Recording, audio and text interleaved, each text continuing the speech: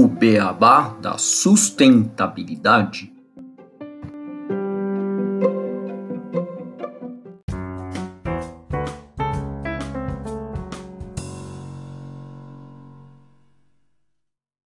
Bem-vindos ao podcast Beabá da Sustentabilidade. Este aqui é o episódio número 2, com o tema Sustentabilidade na Matriz Energética do Setor Automotivo.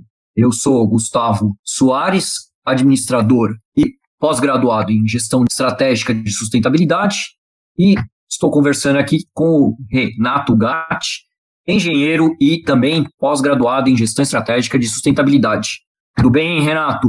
Oi, Gustavo, tudo bom com você? Tudo ótimo. O tema de hoje é um tema bastante abrangente, né? E eu acho que você pode começar com um comentário sobre esse tema e sobre notícias que têm saído em relação à energia no setor automotivo, toda a parte de combustível relacionada ao setor de automóveis, né? Com certeza. Essa busca pela sustentabilidade, ela permeia aí vários setores, e um dos que levantam muita discussão acerca do tema é o setor automotivo, né? Então, a gente sempre teve o petróleo como fonte básica para geração de energia para nossa locomoção, né, de grande parcela da humanidade. Só que, devido ao aquecimento global, o petróleo é de uma fonte fóssil, né, ou seja, não renovável, ele tem sido muito questionável, né? Então, e também as possibilidades de um esgotamento dessa fonte que é utilizada para outros bens, né, para a produção de outras matérias-primas, como os polímeros, por exemplo, que são muito necessários para outros setores, e a gente vai trazer essa discussão em outros episódios, né? Você é o expert em polímeros aqui do podcast. E é uma discussão muito legal da gente ter, acho que em algum dos próximos episódios aí, a gente trazer a questão dos resíduos sólidos, né? Que, inclusive, quando a gente trata de energias do setor automotivo, você vai comentar com certeza sobre a questão das baterias, né, o descarte delas, que gera um grande resíduo e é um impacto muito grande. Mas voltando, né, nessa dependência que a gente tem do petróleo e visando contornar essas dificuldades no setor automotivo, várias montadoras, né, grandes montadoras, têm buscado outras fontes, né, de energia para manter os seus negócios ativos por mais centenas de anos. E os carros elétricos têm ganhado muito destaque na mídia, né, como um substituto da gasolina. A Tesla, nos Estados Unidos, tem trazido muito forte esse tema. Sim. Existem tanto a Tesla com os carros elétricos, como a Toyota, né, que tem batido muito forte e lidera mundialmente o mercado em relação aos híbridos, né, com parte a combustão, parte elétrica, né, também. Sim, que é uma forma muito legal de você manter um equilíbrio entre os dois tipos de geração de energia, né? Você consegue otimizar bastante, ele reduzir o consumo do combustível fóssil, porque ele vai se autogerando a energia, repondo o sistema elétrico e vai fazendo uma troca entre essas duas fontes, né? E recentemente, no mês passado, no dia 10/8, a gente teve uma notícia publicada pela Bloomberg, em que a Hyundai Austrália assinou um memorando de entendimento com duas empresas locais, a Gemena e a Coregas, para produzir uma fonte de hidrogênio gerada a partir de energia solar e eólica, né, para o polo da empresa sul-coreana em Sydney, e isso traz uma grande virada, porque ela começou a trazer o carro a hidrogênio, né, a célula de combustível, de volta para o jogo dessas produções, e trazendo uma nova alternativa aos combustíveis utilizados nos carros, né? E isso traz uma discussão e coloca pressão na Tesla, que em junho desse ano ela anunciou o lançamento da bateria de 1 milhão, ou seja, uma bateria que duraria aí 1 milhão de quilômetros, teria uma capacidade incrível de duração, e que disse que vai lançar isso agora esse mês, mas eu ainda não vi nenhum anúncio por parte do Elon Musk, não sei como que está esse desenvolvimento, e acho que agora a gente vai conseguir, e eu passo a palavra para você, para a gente trazer essas questões, né, envolvendo prós e contras de cada uma dessas fontes, principalmente a elétrica versus hidrogênio, e também um pouco do histórico, né, dessas fontes utilizadas para a locomoção humana com os seus meios de transporte. Sim. Bom, uma coisa que eu pesquisei aqui sobre esse tema é uma grande curiosidade, né? Eu achei isso em algumas teses de doutorado que eu li, mostrando que no século XIX, né, mais precisamente no final do século XIX, em 1899, os carros nos Estados Unidos, né, que era na época um dos principais e continua sendo, né, um dos principais mercados dos automóveis, eles tinham uma distribuição, assim, 40% dos carros tinham motor a vapor, ou seja, água como combustível, mais limpo impossível, 38% era carro elétrico e 22% era carro a gasolina. Mas esses três tipos de motores, eles eram ainda bem rudimentares, né? 1899 era o carro que andava quase que na mesma velocidade que uma pessoa, né? Um pouco mais rápido, mas, né, eles não conseguiam andar numa velocidade muito alta.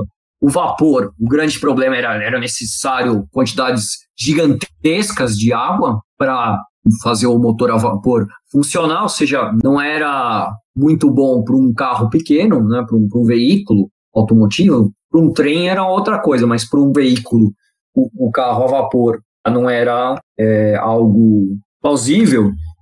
O carro elétrico, já naquela época, o grande problema eram as baterias, né?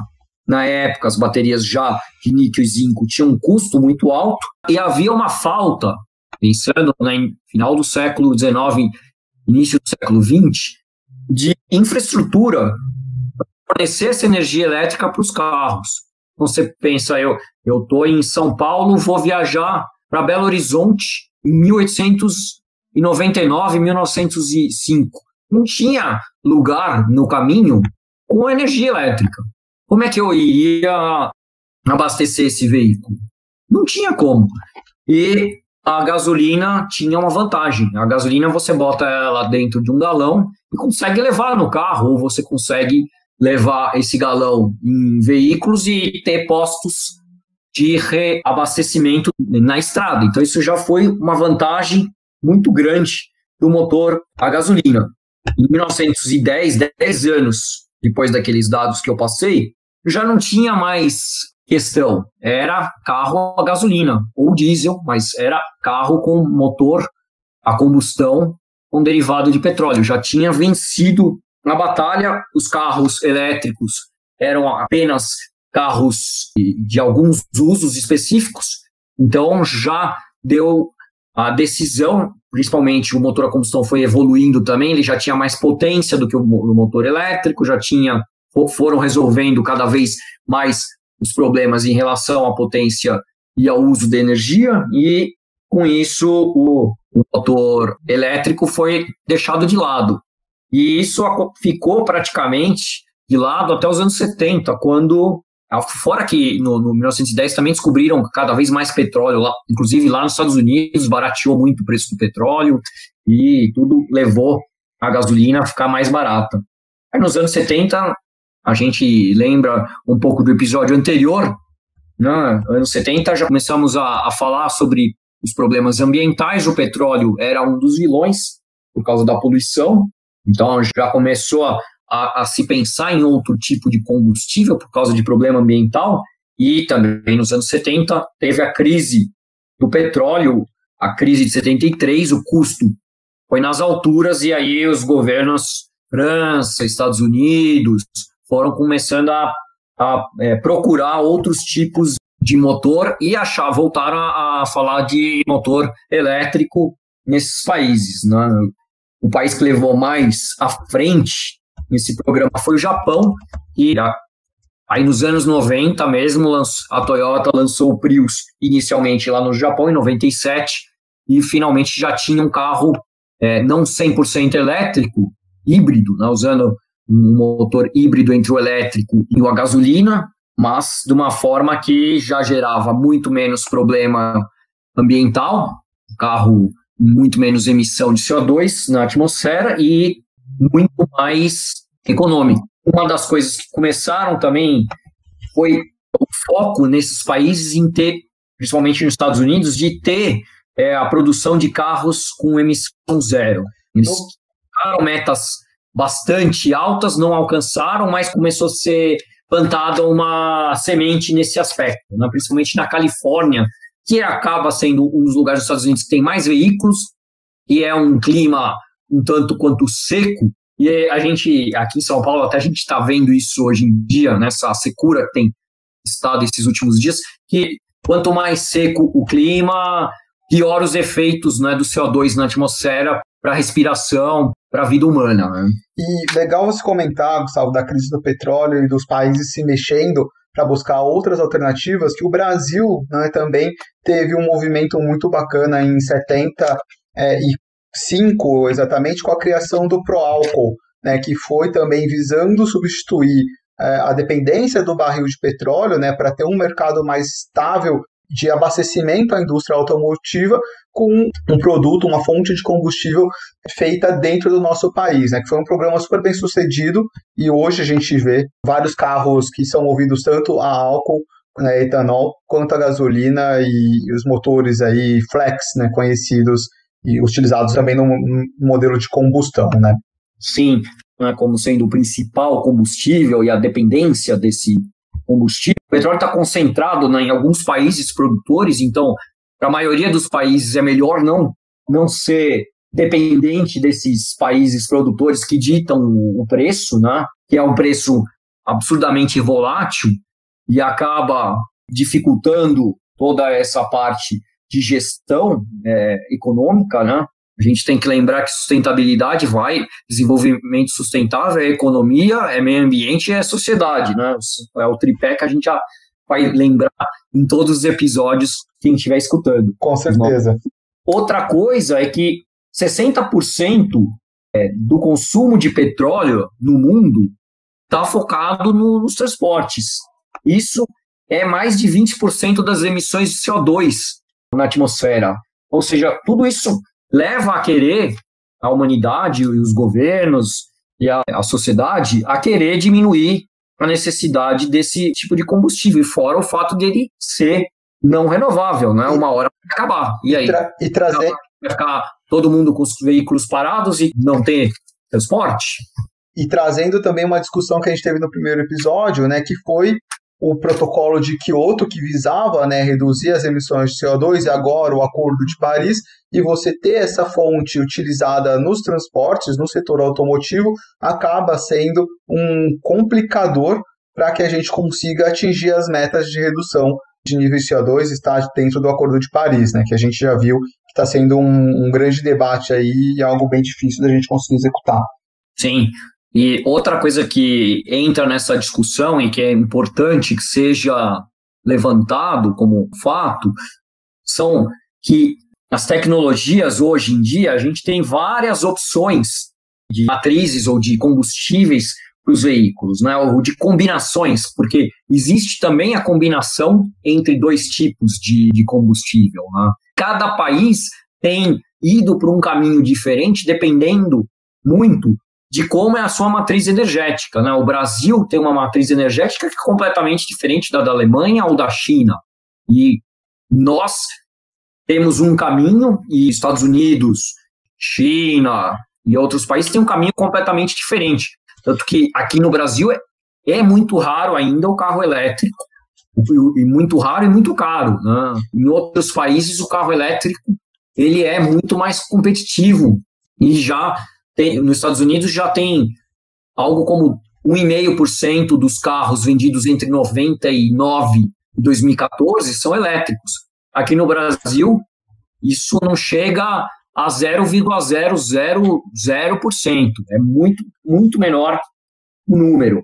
E legal você fazer esse comentário da fonte energética dos países, porque eu acho que aí a gente começa a esbarrar nas dificuldades da sustentabilidade quando a gente pensa em fontes alternativas de uso de combustíveis por setor automotivo, né? A gente sempre teve o petróleo como fonte principal, igual você trouxe muito bem, só que, e agora as empresas trazendo, né, buscando outras fontes, como o elétrico, o hidrogênio, que eu citei, porém, a gente não pode deixar de esquecer que a fonte energética do país é o que vai ditar, de fato, o consumo e a emissão de CO2. Não adianta nada eu substituir toda a minha frota de carro, né, para um consumo elétrico, por exemplo, ou de hidrogênio, se a minha matriz de produção energética ainda é fóssil, é um carvão, por exemplo, ou um gás. Isso vai demandar muito, porque você vai começar a consumir mais energia dentro das casas para abastecer esse carro elétrico, que ele aparentemente você vai se sentir sendo mais sustentável, porque ele é elétrico, não está produzindo CO2, mas lá a fonte energética do seu país está emitindo CO2, tá? E colocando e poluindo. Então é um complicômetro para a gente, né, pensar. Essa é realmente a alternativa mais sustentável, né? O que a gente tem que pensar quando a gente vai fazer um movimento de sustentabilidade e fazer uma mudança de um carro, por exemplo, para um setor elétrico, para um carro elétrico, ou para um hidrogênio, ou para um híbrido, qualquer que seja a melhor alternativa, né? Sim, exatamente. Um exemplo, na Alemanha ou na Islândia, são países que eles têm a matriz muito voltada muito no carvão, né? Para a energia elétrica. E aí, meu veículo é zero, ele não joga, mas até chegar na tomada do veículo, a emissão vai ser igual ou pior do que se eu estivesse usando um veículo híbrido, por exemplo. Para esses países, talvez o híbrido seja uma melhor tecnologia. O híbrido seria um veículo que ele tem dois tipos de motor, um motor elétrico e um motor a combustão, né, um motor a gasolina, e um motor alimenta o outro, de maneira que o motor elétrico não precise ser recarregado num plugin, né, na energia, mas ele pode se recarregar durante o movimento, durante as frenagens, e usando também um motor a combustão. E dessa maneira o uso do combustível fóssil é bem mais baixo, né, você vai ter mais de 10 vezes maior quantidade de redução, né, ou menor quantidade de consumo de combustível, que é uma alternativa, né, ou mesmo alternativa híbrido e hidrogênio, são tantas alternativas que são inúmeras, né, a probabilidade, as combinações são inúmeras nessa nova função. E lógico, e ainda os combustíveis biorrenováveis, como a gente tem aqui no Brasil, o etanol, o álcool de milho nos Estados Unidos e outras opções de combustíveis renováveis, né? Sim. Que são plantados e não é um combustível que vai acabar, porque você pode sempre plantar e a mesmo o CO2, ele também tem um trade de CO2, então, né, a planta ela consome o CO2 que é queimado também, então ele também acaba sendo mais limpo do que um combustível completamente fóssil. Sim, né? Se a gente pensa na conta, né, emissão de CO2 versus absorção, por ser uma fonte renovável, essa conta fica balanceada. A gente talvez poderia até concluir que um etanol seja uma fonte super alternativa, super interessante e sustentável de produção. Só que a gente não pode deixar de esquecer que a gente utiliza a terra para produzir, por exemplo, uma cana-de-açúcar, uma monocultura, e às vezes a gente está desmatando ou consumindo, tirando a opção de desenvolvimento de outras culturas que possam ser utilizadas para alimentação. Por isso que eu acho super legal a gente fazer essas discussões para os nossos ouvintes, porque não é fácil falar de sustentabilidade, né? Eu acho que durante essa... E só um fato, mesmo a cana pode virar álcool e pode virar açúcar, né? E vai depender muito do trade, em relação econômica, no que você vai preferir, e também numa relação em como você, como sociedade, vai preferir que eu transforme minha cana em álcool de cana como combustível, ou em açúcar, ou em álcool para outra finalidade, né? São várias decisões, cada parte tem uma decisão inerente quando a gente fala de desenvolvimento sustentável, né? Sim, e aí eu acho legal a gente resgatar a notícia aqui da Toyota, o porquê que é interessante a divulgação dessa notícia na Austrália. Porque eles trouxeram... Da Hyundai, né? Da Hyundai, desculpa, da Hyundai. Os coreanos vão ficar bravos com os japoneses, né? Dessa vez são os coreanos que estão na frente. Sim, mas o interessante é porque eles fizeram um acordo com duas empresas, né? Porque a produção do hidrogênio, ela também demanda energia. Então não adianta nada eu pensar que ele é um material super legal. Quando você pensa na célula de combustível de hidrogênio, existe uma reação química ali dos prótons que reagem com oxigênio e libera água. Olha que lindo, né? O melhor produto que você poderia soltar no meio ambiente, está soltando água, é uma fonte super limpa. Só que para você produzir esse hidrogênio, você demanda muita energia. E se também a fonte do seu país não for renovável, você, no custo energético ali final de emissão de CO2, talvez fique elas por elas. Só que esse lançamento, né, da Hyundai do carro a hidrogênio que eles fizeram é que eles estão em parceria com duas empresas que falaram e se comprometeram a fazer a extração do hidrogênio, né, da geração produção do hidrogênio a partir de energia solar e eólica, ou seja, são energias renováveis. E aí sim, a história desse combustível para aquele local começa a ficar a mais vantajosa frente às outras, né? Porque você vai ter uma produção limpa do combustível com um desenvolvimento sustentável para um carro, né, super seguro, que gera um resíduo muito interessante. Só adicionando ao que você falou, uma publicação alemã, né, investigadores alemães que publicaram na revista Nature Energy, o Gunther Glenk e o Stefan Reichenstein, eles provaram que se o hidrogênio ele for produzido com um recurso de eletricidade renovável, ele já é competitivo em termos de custos com outras formas de combustível. Então, em termos de preço, ele já está como uma das possibilidades, né? Porque antigamente ele era completamente fora da curva pelo custo muito alto para conseguir esse tipo de energia, né? Que é um dos maiores desvantagens dela, né? O custo dessa tecnologia ainda é muito elevado. Mas acho que a gente... Então, ainda é elevado, mas eles já colocam como viável financeiramente ou economicamente. Então, até aqui que na Alemanha eles conseguem gerar 1 quilograma de energia por 3,23 €.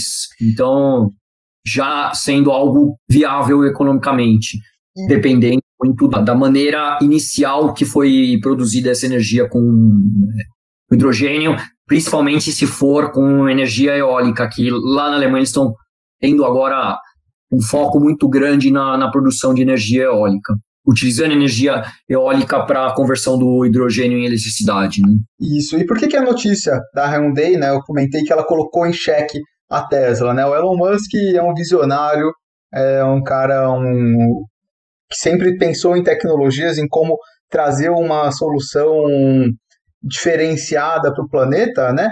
Só que o carro elétrico ele tem algumas desvantagens. A primeira eu acho que é a autonomia, né? As baterias elas não duram muito tempo, elas, né, sempre foi, e você citou que o carro elétrico existe há décadas, né? Mais de um século, né? Isso. Aqui é 1899. E nunca conseguimos fazer com que ele vingasse por causa dessa autonomia. E o Elon Musk começou a trazer isso, né, de pesquisar, melhorar a capacidade desse carro e anunciou o lançamento da bateria de 1 milhão, né? Ou seja, essa bateria vai durar aí 1 milhão de quilômetros. Onde a gente vai andar 1 milhão de quilômetros? Isso seria ótimo, porque você não teria uma troca muito grande dessa bateria, que o descarte, né, desses itens é perigoso, assim, tomar muito cuidado no manuseio desse resíduo, igual a gente comentou. Só que para você abastecer esse carro, ele demora muito. E você trabalhar com um hidrogênio, ele já tem uma autonomia muito boa, né, um diferencial muito grande nesse uso dele. É um motor elétrico, acho legal a gente citar isso, tá? É um motor elétrico também. A reação gera energia e isso gira o motor. Não é um motor a combustão utilizando o hidrogênio. E ela tem um abastecimento ágil, né? Você pega lá, igual um gás, você injeta no teu carro em alguns minutos, acho que demora 1 minuto a mais do que o abastecimento tradicional de gasolina. Já um carro elétrico, você deveria deixar ele, pelas melhores tecnologias que tem hoje, se não me engano, chega a 10 minutos abastecendo o carro. Então, essa praticidade que a gente busca no nosso dia a dia é algo muito importante de ser levado em conta. Então, a Hyundai trazendo essa tecnologia, mostrando que é capaz, que é viável, é sustentável, e como você mesmo trouxe o estudo da Alemanha, né, ela começa a se mostrar muito economicamente viável. O Elon Musk está fazendo um investimento com a Tesla, pode cair do cavalo aí, não conseguir lançar o seu projeto e ir por água abaixo aí numa corrida, vamos falar assim, da busca do melhor combustível para o nosso deslocamento de grandes distâncias, né? No carro totalmente elétrico, né, outro problema, né, as baterias, hoje, elas evoluíram bastante. Houve uma evolução também do qual o material que guarda a energia dentro dessas baterias, né? Começou com o chumbo, aí foi para o níquel-cádmio, depois o níquel de íon metálico, né? E agora as de lítio. De qualquer maneira, sempre é o quê? Algum tipo de recurso fóssil, né? O recurso de metal, né? De algum elemento químico que a gente retira da terra, né? Ou retira níquel, ou retira chumbo, ou agora retira o lítio para criar essas baterias. O lítio, hoje, a gente conhece algumas reservas, né, ou várias reservas em relação ao lítio. O Chile, Argentina e Austrália são os principais produtores atualmente. A maior reserva do mundo está na Bolívia, né? Está na região do Salar de Uyuni, né? Que é um local que é o maior deserto de sal do mundo, que é um local que parece um outro mundo, bastante turístico lá, com grande biodiversidade, e que hoje não tem o foco nesse tipo de produção, mas seria, no futuro, se o carro elétrico vencesse, seria necessário a exploração desse local, onde está mais de metade das reservas conhecidas de lítio do mundo. E aí tem um estudo que foi feito que demonstra que se a gente substituir os veículos automotores que hoje são a gasolina pelo elétrico, as reservas conhecidas de lítio, elas conseguiriam abastecer esse mercado automotivo de motores, de carros elétricos, apenas por 17 anos. E aí acabaria um lítio. E aí? Acabou. O lítio não seria sustentável, né? A gente seria exatamente o contrário do que a gente quer com o conceito de sustentabilidade. A gente pegaria esse recurso e usaria ele inteiro, né? Ou tentaria descobrir novas reservas, ou descobrir locais ou novas maneiras de gerar o lítio, porque a gente não tiraria todo o lítio do mundo. Existem muito mais recursos de lítio no mundo do que as reservas, mas as reservas é onde o lítio é economicamente viável de ser extraído da natureza. Então, exatamente, a diferença em recurso e reserva, essa é a reserva onde você consegue extrair de forma onde é viável fazer extração.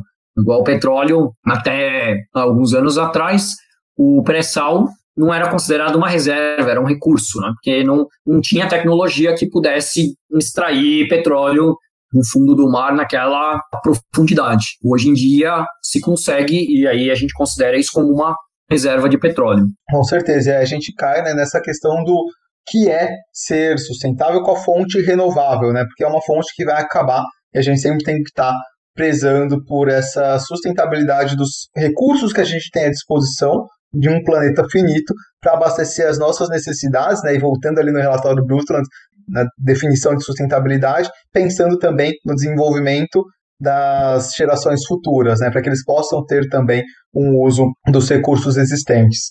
Então, eu acredito que a gente ainda tem muitos desafios pela frente quando o tema é energias sustentáveis e principalmente focada no setor automobilístico. A gente está com avanços muito promissores, né? As tecnologias elétricas e de hidrogênio já são estudadas há anos e a gente está conseguindo viabilizar isso agora. Essas notícias, tanto da Tesla quanto da Hyundai, são muito legais a gente ter e esperamos que elas venham em breve, mas a gente tem que começar a discutir também a matriz energética dos países utilizando fontes como solar, hidrelétrica, eólica, para que isso tudo seja de fato sustentável no nosso dia a dia, no nosso consumo diário. Entra realmente o fato de estarmos num sistema global, mas com especificidades locais.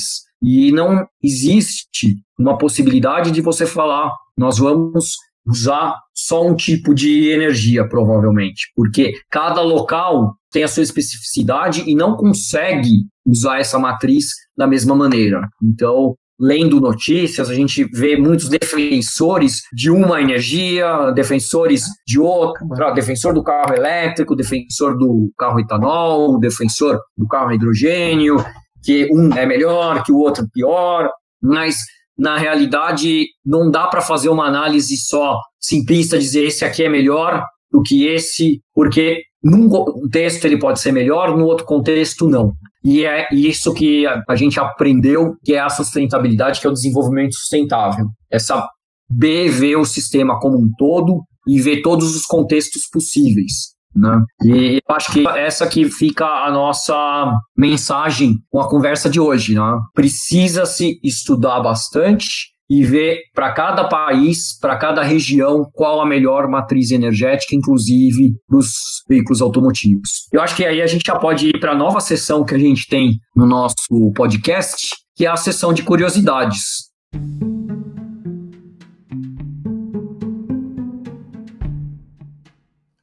Curiosidades.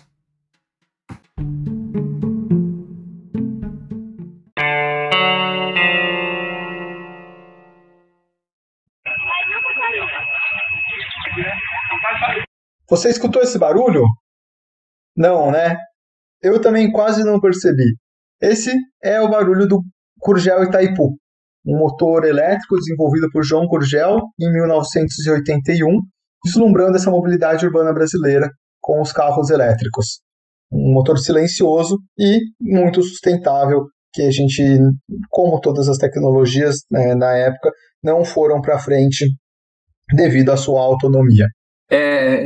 Renato, só dando um adendo, né? Aqui no Brasil a gente não está acostumado a escutar carro elétrico, né? Lá fora, nos países que têm ainda uma venda de carros elétricos maior, acho que reconheceriam esse barulhinho inexistente do carro. Mas aqui, como ainda é muito caro esse tipo de tecnologia, os carros elétricos estando um modelo de carro que seja um carro de entrada que custa 50 mil, a versão dele a gasolina, a versão elétrica custa 180 mil. Então, a gente ainda não tem esse tipo de carro como costume no nosso país.